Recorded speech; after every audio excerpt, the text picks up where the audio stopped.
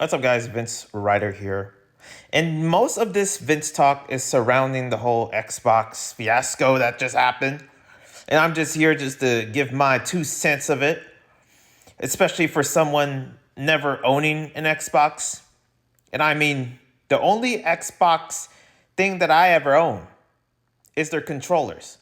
One of my favorites of all times. It's always the Xbox controller has always been my favorites. I will never forget that when I went to the mall, like this was like, I don't know, back in like 2014 or something like that, and going to the game store because I guess that's what you do. At least for me, for the most part, there's some places I would check out, but it's always gaming related.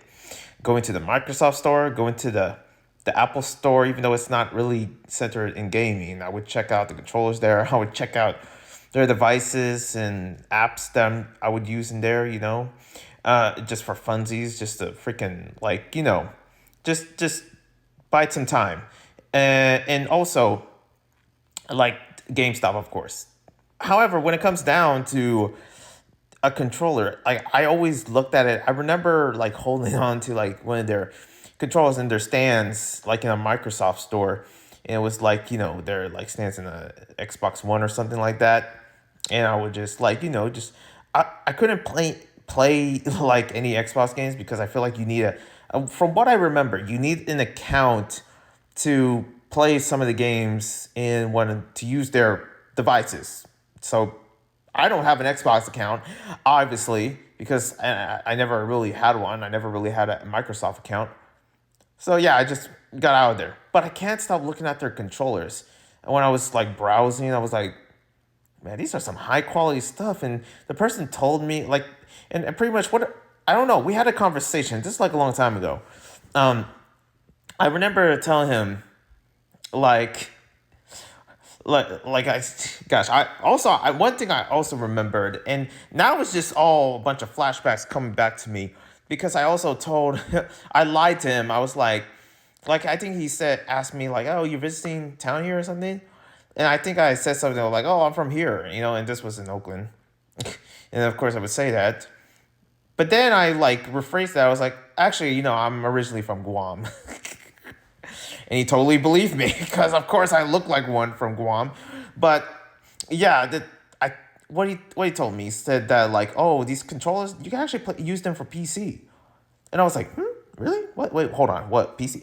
And then it opened my eyes, and this was before I ever had like any big like changes in gaming in terms of like discovering games. This was even before I ever had a Steam account. PC gaming was not really at that highest when I first discovered the controllers. And I was looking at them, I was like, man, that would be cool one day if I can hold one. And, pretty much me now having at least like 6 Xbox controllers in my disposal, I gotta say, like, these are the best controllers. And it really does felt like I didn't really need a Series X or a Series S because I always had it in my PC. And I know you can play those games on PC. But a lot of times I was like, man, it feels like the whole library of gaming is more accessible than when it was a long time ago. During a time when gaming, on PC or anything like that, I really wish that I actually had discovered emulation during that time, or discovered like, other instances of like gaming, or even discovered PC gaming. Shoot, I would lose my mind if I actually discovered like, wait a minute, there's a library of free to play games, and now I barely appreciate that because of course there's free to play games. There's free games out there in the market, and especially older games that they're free and you can play them on the DOS on the browser. And these are games that used to be in Windows, and that's kind of like what I've been discovering, especially the first ever Fallout, Monkey's Island, and stuff like that. So gaming is more accessible. The thing is that gaming has become way more open than it was like a long time ago, as for sakes to like owning choosing a side or owning a system. And I know that the dreams of me one day getting a PlayStation 5 is still to this day something I really want. I don't really care about much about Switch or Nintendo, but here I am having one because it's cheaper. And when it comes down to a Series X, there's always this part of my head where I'm like, that would be cool if I own one. And pretty much, it's like it's not that I don't. It's just that there's no really real reason to own one because all the stuff is on PC. And since like I have a bunch of my games on PC, despite me not really being much of a PC gamer, just and I play a lot of PC games. And the thing is that I have always used my controller. I never liked really using keyboard and mouse. I always used a controller. But a lot of the games I play were on PC, but thanks to emulation, it really doesn't feel like a PC, to be honest. I don't feel like I'm playing PC games. I feel like I'm playing like any other system. I feel like I'm playing on a PlayStation 2. I'm playing like on a GameCube. I'm playing like these an S64, and I'm playing it on one hardware, and that's like the convenience of gaming. There's so many conveniences in gaming to the point where it's so open with the rise of emulation, with the amount of free to play games, with indie games coming out, and there's this whole saying like, oh, Xbox don't have any games. Here's the thing, they don't need a bunch of games. You having a big disposal, there's this thing called like, quality over quantity. And people want quality games. People want games that they're so attached to. People want experiences within these games. And, Xbox did provide that when they were at their prime. And especially before, like, even during their original Xbox, as I played some of them because of emulation, I was like, this is kind of like almost a good reason to even get an Xbox in the first place. I think Halo was the number one reason why I wanted an Xbox, because even though I'm like, I kind of want a PlayStation more, but at the same time, I always think about like, oh, all the Halo, and pretty much after playing Halo, finishing Halo 1, I really do want to own all the Halo games. I always find them way better than Call of Duty, in my opinion, even though I played most Call of Duty. But when it comes down to Halo, I'm just like, that is almost a good reason to own a system, because that is the system that I want. It's just to play Halo itself, and that's the only reason. Not because of Banjo, not because of like some other major games. And I know probably maybe some titles or exclusives, but it's like it just always comes back to Halo. Like that's kind of like the winner, and pretty much with the failure of like Halo, the new Halo free to play Instinct or whatever it's called, like they just lost their market. They just lost their people, and that really wanted, an Xbox. Like you can just carry that, just having that exclusive. And here's the thing, when talking about the Xbox, and I forgot to mention this in the beginning, I am not qualified for any of this because I don't own an Xbox. I don't really have that insight of game industry in the first place. But I listened to so much of it to the point where I kind of might give you like my sense of idea of what I think about it. And this is just that video. And pretty much just a heads up. Listen, I'm just a random person. The great saying goes, who the F am I? Who the F am I? Why do you want to listen to me? Okay, when it comes to Xbox, something I never own, except for the controllers. But here I am talking about it because this is centered around gaming. This is centered around the people that lost their jobs, and pretty much just me giving my condolences to them, because that just is hard to deal with. Just, in this economy, you need a job. Shoot, probably more than two. And it feels like, just nothing's getting short, especially living in the States. Man, you got to get enough to actually even survive out here. Unless you're like willing to pay a certain amount to actually freaking buy a van and live that van life or something, or buy a cheap house, cheap apartment in the hood, or maybe like somewhere in like that you find in Zillow, or roommates. Sometimes that sucks, but that's kind of like a way to actually, that's an option, or just living with your parents, something I do it. And also like you need the cash, especially for these many workers that are very experienced. And I heard this from other sources.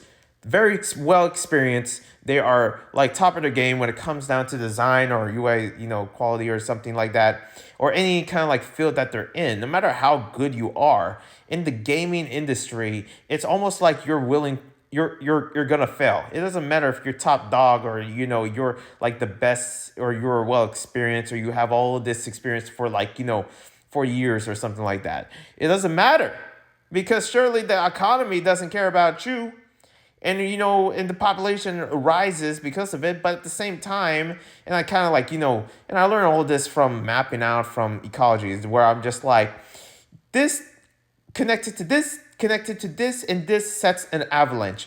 For the longest that I've seen this going on with the amount of layoffs, it made me question what in earth is going to happen to these people. We don't see a lot of them, and nor I want to see them, because a lot of times it's just kind of sad to watch. It's sad to see. I don't want, and I never really type on YouTube like, oh, what are layoff people on layoffs going through, what it's like to be a layoff, individual. And I see it, but it's just so sad to just see. My heart can't handle of a mother, a father that has to take care of the kids, lost their job. Why? Why though? And the person that fired them, they get to keep their jobs. The amount of anger that I keep hearing that, I'm just like, yeah, nothing's gonna happen to you, Phil Spencer. Let's be real here. Nothing's gonna happen to you. Nothing's gonna happen to Mark Buddy. Okay, I think that's his name, Mark Buddy. Okay, his Buddy. But and also Bond, Sarah. That's gonna happen to these people because they get to keep their jobs in midst of this. It's insane. And I never seen layoffs in this so long from what I remember, especially from the crash economy, a long time ago. And I believe I know I probably, that doesn't have any remembrance in my head because I probably was a toddler during that time, during the economy crash or whatever. I don't know how old I was. I probably wasn't old enough to remember it, nor care about it, though my parents had to deal with it. That's kind of like the only thing that I remember from it. It's like, damn, especially my brother actually dealt with that, and that was tough. And he's older, and pretty much he has to go through that in terms of jobs and just just normal people getting jobs. And the thing is that when it comes down to money these days, more so than ever, if you have loved ones, a lot of loved ones near you and stuff like that, you need it. You need the extra, because it takes a lot to really raise a family. It takes a lot to actually even buy a house in the state that is not really possible to even buy a home for the sake of your family. Those are two things that you have to pay. Those are big mortgages. And just going through that, it's like, what do you do at that point when you can't really provide your family and losing the jobs? And that's a lot of times I want to focus on more than just why they lose their jobs or the stakeholders. Because the thing is that, to be honest, and this is coming from, I'm coming from both sides. In the gaming sense of just me being a gamer and just having all the options, if you can just do the work, or if you're hungry for gaming, there's ways to do it. Stuff that many big corporations would disagree, but I guarantee you it's still a way. And also I'm looking at from another perspective of a normal person, well, that's just hard to really just sense, because looking at it from a human perspective, a real life perspective in terms of people losing their jobs, it's just hard to deal with. It's just I just can't believe this is happening. But then again, this has been happening and it's been going on. There's no way of slowing it down. So what do you do at that point when you're actually just trying to, just trying to think of alternatives for these people? What if there's no alternative? What if they're that's their only job? That's the only thing they're good at. They have to redo college, and college is expensive, and that's another thing you have to pay for. And then you have to, but not even college, but also just many of these people lost their jobs. Where are they gonna go? Where are they gonna move? And yes, that is a possibility. It's really good to think of that. At least you can find another place to work or something like that. You think that's easy right now in this economy? I don't know. It's just more negatives goes into my head more times that I think when it comes down, just the aftermath, just the after explosion of just Xbox just making these dumb decisions. And they are dumb decisions. From most other people that have been talking about this, it is not smart to actually really, really lay off that many people. And also for what mostly? Because the games are doing good. Especially Hi-Fi Rush, a game that I'm tired of hearing about, but I've been hearing it a lot because of the Xbox layoffs. But it's doing good, and also Redfall is doing bad. But no matter what game does good or bad or anything like that, if it doesn't especially it doesn't matter if it makes freaking Mario Odyssey numbers, it still is. You're still gonna get laid off. It's no matter what you can do or win. Because here's the thing that I don't get: there has to be a break. There has to be a set a finish line that they keep moving up. Like, okay, what are we doing here? Like, if it doesn't do 10 million sales, maybe that's an oversaturation. Maybe that's me just being like, wait, what? So 60 times, like, how many millions again? Shoot, you can actually, that's enough to actually make a city in freaking Mars. But at the same time, like, the limit that you have to get to, humanly impossible. I'm impossible. Possible, you just make a new Halo and boom, boom, boom. Yeah, you're making sales on sales, boxes on boxes, you're providing and stuff like that. At least that's what I think. But then again, I don't know. I never work in that kind of set of industry in the gaming industry. Like, I never really, and I kind of like, it's crazy because I work in tech, but at the same time, how come I'm not laid off? I'm more, if I get laid off, nothing bad will happen to me. I can always move to another thing, and pretty much, especially going in like in a job for medium wage, like, I'll be fine.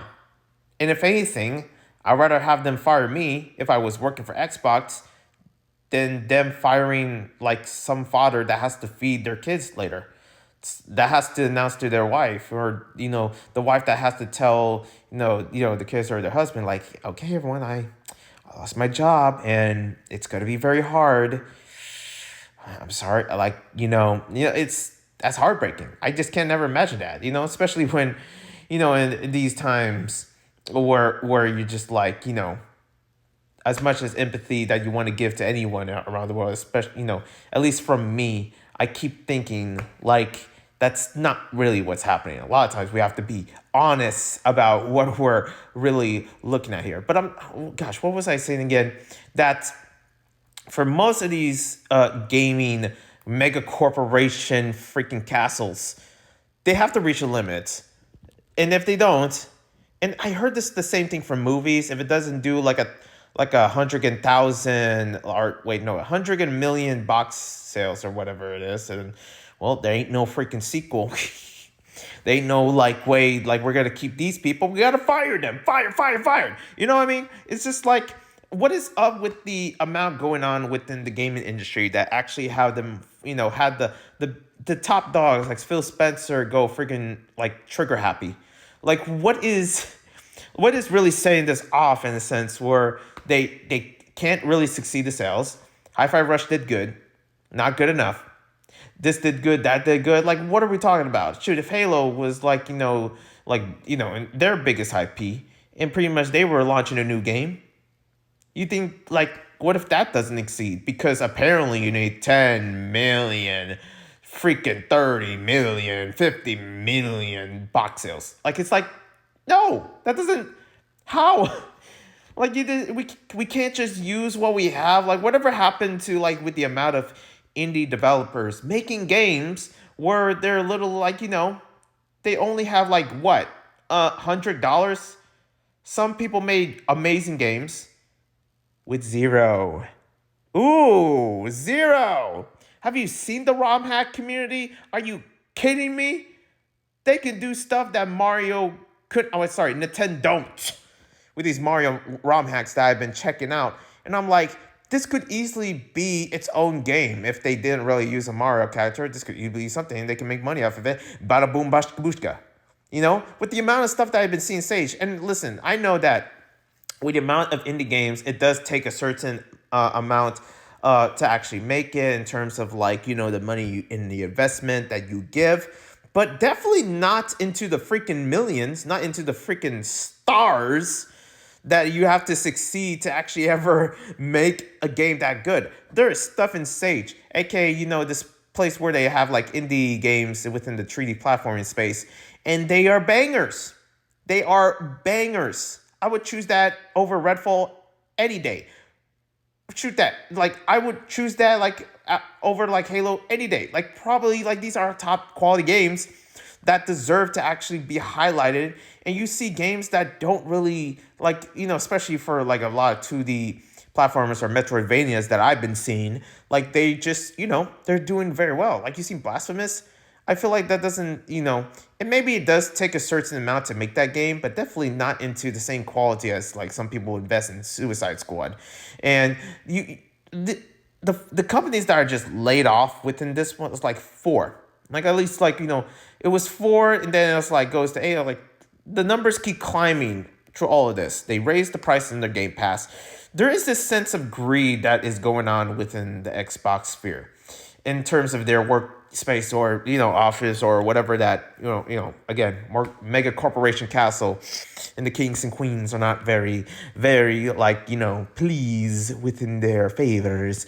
But it's like, then what can satisfy you? You know what I mean? Why did you fire this many people in the first place? And just realizing, like, is there any answer to it at this point? I know there's better people that are qualified to talk about this. I'm looking at this through my eyes of just like how I look at, like, just any sense of human being that is just working pretty much. But then again, I probably don't have the most experience when it comes to working these types of places, because any job out there itself and the layoffs within the entertainment space, there's almost like less money in it than there was. And even though there is a certain amount of cash that is actually making that is succeeding, the thing is the finish line is still going up and up to the point where they can't reach anymore, and well, they have to close it all down and stuff like that. I don't know, business like this just really saddened me, because it feels like that's like almost an everyday thing. Every time I look at the news in San Francisco, there's always a new business closing down. Shoot, like I remember like, what is this? Like a few minutes ago, I saw this hotel. It was in Las Vegas, a very, famous hotel, the Tropicana, something like that. For 67 years, they've been in business over there in Las Vegas. Hotel, casino, has everything, has a usual hotel. If you know Las Vegas, you know Vegas. But yeah, they just closed down their doors. And it's just like, just, wow, 67 or something like that. Not making the money they needed, not succeeding, despite it being like, a historic place. And now they're just replacing it with something else. And just like business being traded off, back and forth and everything like that. It's just like a common thing in today's age.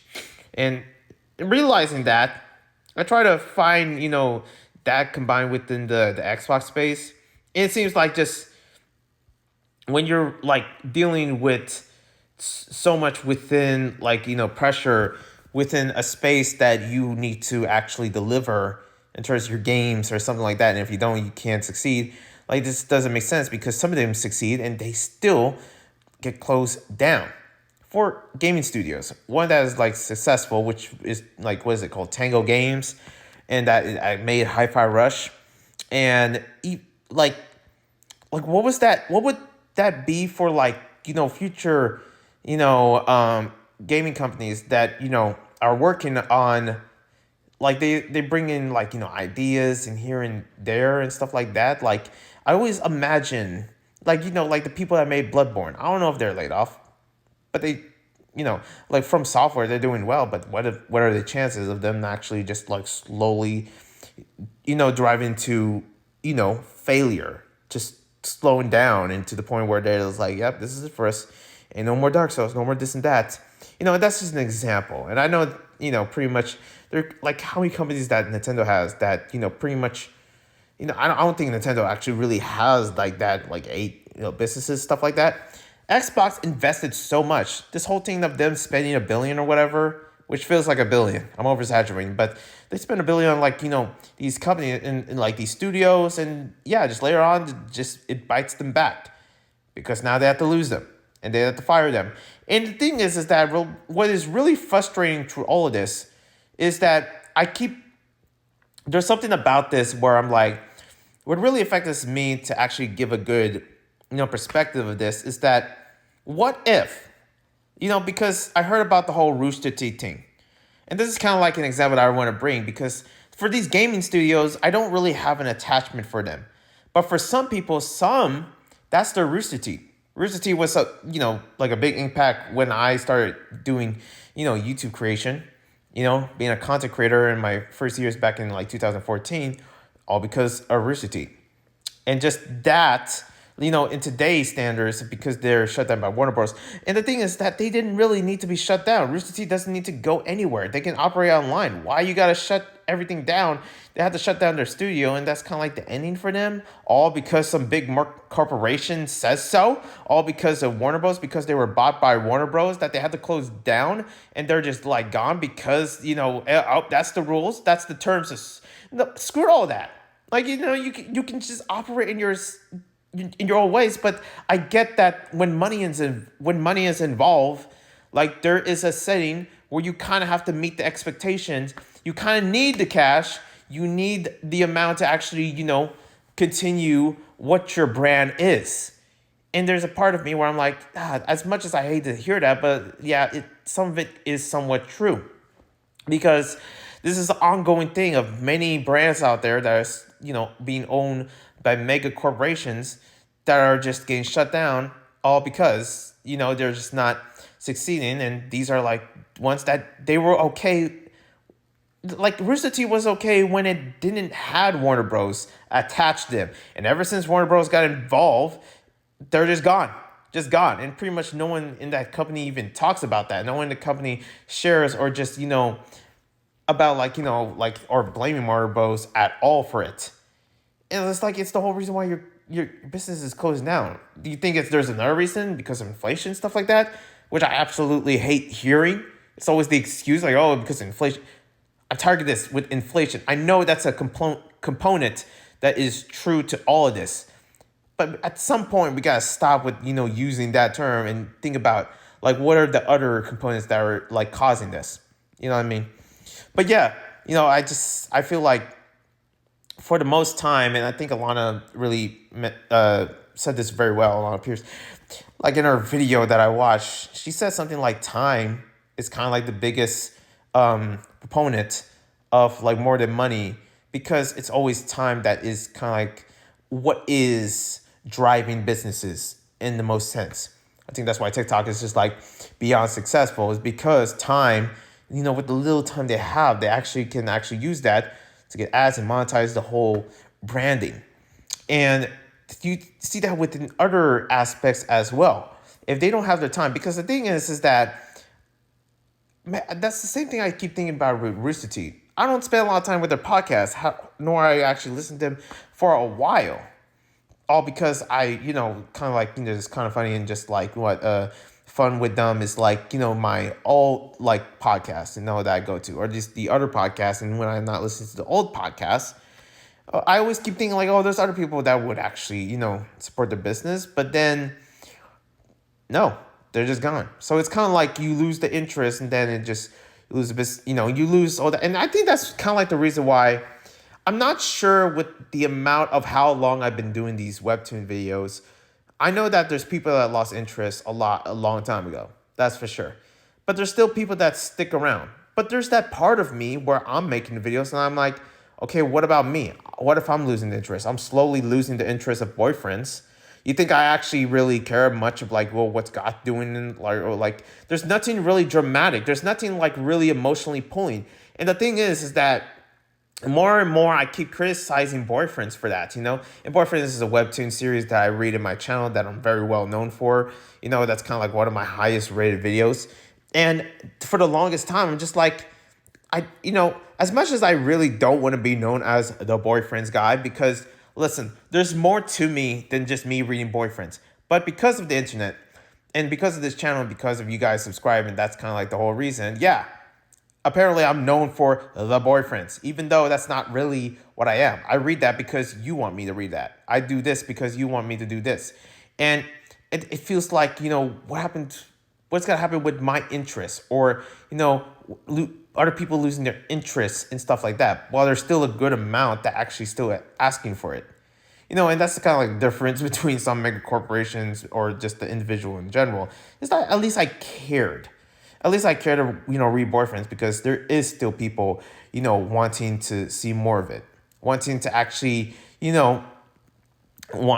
see more content surrounding of like webtoons that I knew for a fact that, okay, I'm getting tired of this. But at the same time, there's still more interest surrounding. And it's just like, I don't know where I went from all this, from Xbox to like me talking about my videos. But it's time that is very important for all of us to know that That's what drives business. That's what drives interest. That's what drives relationships. It's usually our time being used and what it's used for. And I think that Xbox itself, because, they just, maybe because they just like, went down the drain or something, or the same thing with Rooster, because maybe enough people didn't give it the time that they did, that they wanted or they deserve. But other than that, yeah, I want to stop talking about Xbox or something like that, because I know for a fact that I go off in the deep end with a lot of these conversations. I know that Sarah Bond did an interview and I did not listen to it. I just did it. And there's so many things I want to talk about this whole Xbox, situation. But I'm not an Xbox person. I don't really ever think I had any attachment except for Halo when it comes to that. But it's sad that that competition is slowly disappearing, because we need an Xbox in order for PlayStation to be good. The same thing that there needs to be other video services other than YouTube, so that YouTube can be better. You kind of need an antagonist for the protagonist to be better. Sometimes that's just how life really works. Sometimes I do need a couple of haters to actually get me up with my videos and, thrive on. Maybe that's what carries me. The whole saying like, oh, these haters be hating, but they carry me. I don't know who said that, but I guarantee it was probably a rapper or something like that. Anyways, yeah, speaking of rapping, has anyone ever, this whole thing with the Kendrick and Drake thing is still going on. It's like, it's never ending, but it also sometimes it feels like it's ending, but it's never ending almost, because Kendrick is just that guy. He just keeps going. And the thing is, I don't want to hear him, battle. I just like to hear, people within the rap. And thank goodness it's not a hip hop podcast in any sense, or a hip hop channel. My other hip hop channel, I do have an other channel that's centered into hip hop, and I'm supposed to talk about it there, but I don't really care to ever put much videos in that other channel. But man, I keep hearing this whole Kendrick and Drake thing, and it's like ongoing, from just other people's conversations surrounding it. And it's like, okay, well, when are we gonna drop this? Okay, but Kendrick made some allegations in like one of his songs, calling like the like Drake the P word or something like that, and I'm just like, wait a minute, Drake is what? Like, what you did? And he had this whole verse, and I can't stop. I heard it from TikTok, and I was like, wait a minute, okay, who's really rapping this? It's Kendrick, and it's a diss track to Drake, and then had these allegations surrounding. I'm like, wait, what? Where's this coming from? Okay. Anyways, but yeah, that's what's going on within the hip hop space. If anyone's interested, I don't know about me, but whatever. But yeah, also the Switch 2 is confirmed for March next year. I heard that's also news going on. Not a lot of news in here. The thing is that as I'm recording this, it's a Friday. I have a party to go to tomorrow, and so that's going to be interesting. Also, it's getting really hot. As I'm holding my phone, because I'm using my phone to record all this VinzTalk content goodness, it's sweating. I never knew I sweated this much, but man, my hands are sticky. My God, it is getting steamy out here. And I keep hearing, at least, being in ecology, like I just like keep hearing like, oh man, this is going to be the hottest, like driest. And I'm just like, please don't say it. Not at this moment. Please don't. Like, I don't know. But, yeah. So, yeah, Switch 2 is confirmed for some, yeah, I don't know. Also, speaking of Switch or Nintendo itself, I heard that Nintendo released something called the NES World Championship Edition. But it has, there's no tournament involved with it. And here's the thing. I heard about the whole NES World Championships, or whatever you may call it, okay? I heard that a long time ago. But why are we mentioning this now? You couldn't just set up a competition in today's, winners. Yeah, they had, the older, competitors that actually competed in these games. But they couldn't, offer to really, I would just say, bring it back. Bring back the competition. Bring out, come on now. Nintendo events do very well. And this is just one of those cases that, man, they would do well. But didn't happen. That's just it. Hope Xbox can. At this point, I know it's getting worse, and it just seems like it. I'm so tired of hearing my favorite podcasters. They just talk about this is the usual thing. And you know what? I'm probably the same way. I'm probably like, yeah, this is the usual thing. This is gonna keep going, and we're just gonna deal with this. And I hate saying that, but what else am I supposed to say? Some of them are even numb to the point where they're like, man, they just go off into other stuff other than talking about the whole Xbox, fiasco, and I don't blame them. But yeah. Other than that, I guess this is a short podcast. It's probably not. I don't know what is a short podcast coming from me. But other than that, there's not any interesting to really talk about. But here I am, just sharing to you about stuff that I'm not qualified for. VinzTalk. Anyway, I say when I say.